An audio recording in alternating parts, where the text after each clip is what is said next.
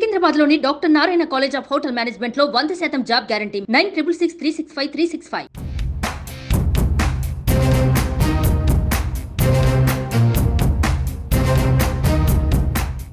గోదావరి జిల్లాల సెంటిమెంట్ ఏపీలో మరోసారి వర్కౌట్ అవుతుందా? రాష్ట్ర విభజన తర్వాత ఏపీ రాజకీయాలను డిసైడ్ చేస్తున్న గోదావరి జిల్లాలు ఏ పార్టీకి జై కొడుతున్నాయి? 2014 టీడీపీకి, 2019 వైసీపీకి వన్ సైడ్గా సీట్లు కట్టబెట్టిన జిల్లాలు ఈసారి సీఎం సీటులో ఎవరిని కూర్చోబెడుతున్నాయి? ఫలితాల విషయంలో నరాలు తెగి ఉత్కంఠతో ఎదురుచూస్తున్న పార్టీలకు గోదావరి ఓటర్ల తీర్పు ఎలా ఉండబోతుంది? ఎవరికి పట్టం కట్టారు అనేది ఆసక్తికరంగా మారింది. ఈసారి ఆ సెంటిమెంట్ వర్కౌట్ కాదంటున్న వైసీపీ మాట నిజమవుతుందా?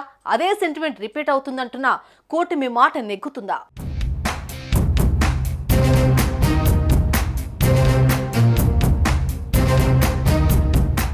ఆంధ్రప్రదేశ్లో పోటాపోటీగా సాగిన ఎన్నికల సమరం మే 13న ముగిసేసింది. ఇక ఓట్ల లెక్కింపు ఫలితాల కోసం 10 రోజుల పైబడి ఎంతో ఉత్కంఠగా ఎదురుచూస్తున్నారు.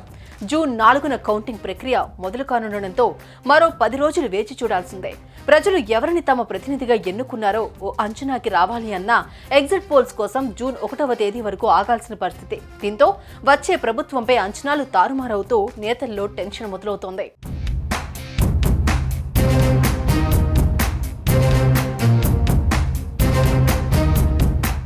ఏపీలో ఉభయ గోదావరి జిల్లాలో ఫలితాలపై తీవ్ర ప్రభావం చూపుతున్నాయి. ఈ ఉభయ గోదావరి జిల్లాలలో 34 అసెంబ్లీ స్థానాలున్నాయి. ఉమ్మడి ఆంధ్రప్రదేశ్లో కూడా ఉభయ గోదావరి జిల్లాలలో ఏ పార్టీ అత్యధిక స్థానాల్లో గెలుపొందితే ఆ పార్టీయే అధికారంలోకి వస్తుందనే సెంటిమెంట్ ఏర్పడింది. అందుకే అన్ని రాజకీయ పార్టీలు ఉభయ గోదావరి జిల్లాలపై ఫోకస్ పెట్టాయి. ముఖ్యంగా ఈసారి జనసేన అధినేత పవన్ కళ్యాణ్ ఈ 2 జిల్లాలపై స్పెషల్ ఫోకస్ పెట్టారు.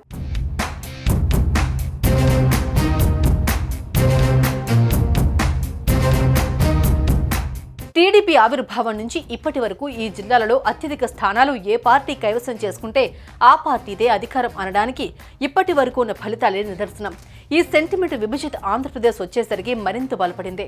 ఇప్పటి వరకు చూసిన 2 ఫలితాలలో వన్ సైడ్గా తీర్పిస్తూ రాష్ట్ర రాజకీయాలను శాసించాయి. అయితే 2014 సెంటిమెంట్ పునరావృతం అవుతుందంటూ తెలుగుదేశం, జనసేన, బీజేపీల కూటమి నమ్ముతుంది.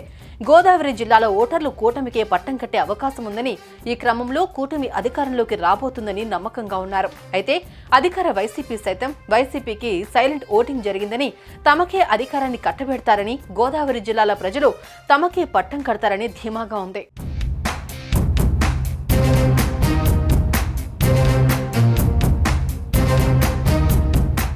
ఇదిలా ఉంటే గోదావరి జిల్లాల సెంటిమెంట్ ఈసారి వర్కౌట్ అవుతుందా అనే సందేహం కలుగుతోంది. జనసేన పార్టీ గోదావరి జిల్లాలలో తీవ్రంగా ప్రభావం చూపే అవకాశం ఉన్న నేపథ్యంలో కూటమికి ఓటర్లు పట్టం కట్టే అవకాశం ఉందని చర్చ జరుగుతోంది. గోదావరి జిల్లాలలో ఓటమికి అనుకూలంగా ఓటర్లు పట్టం కడితే రాష్ట్ర వ్యాప్తంగా మాత్రం వైసీపీకి ప్రజలు పట్టం కట్టారని వైసీపీ చెప్తోంది. ఈసారి గోదావరి ఓటు బలం సెంటిమెంట్ వర్కౌట్ కాదని వైసీపీ చెప్తోంది. గోదావరి జిల్లాలలో కూటమికి అత్యధిక స్థానాలు వస్తే రాష్ట్ర వ్యాప్తంగా వైసీపీ అధిక స్థానాల్లో గెలుపొంది అధికారంలోకి రావడం ఖాయమని వైసీపీ చెప్తోంది. ఈసారి ఇలా వితండవాదం జరుగుతున్న నేపథ్యంలో గోదావరి జిల్లాల సెంటిమెంట్ ఏమవుతుందనేది పెద్ద చర్చనీయాంశంగా మారింది.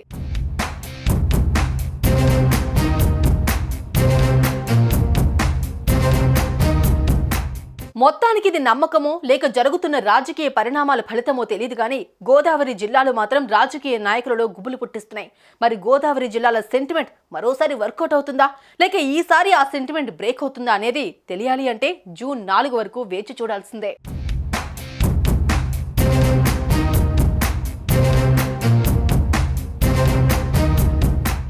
సుమన్ టీవీలో మీ పర్సనల్ అండ్ బిజినెస్ ప్రమోషన్స్ కోసం కింది నెంబర్కి కాంటాక్ట్ చేయండి.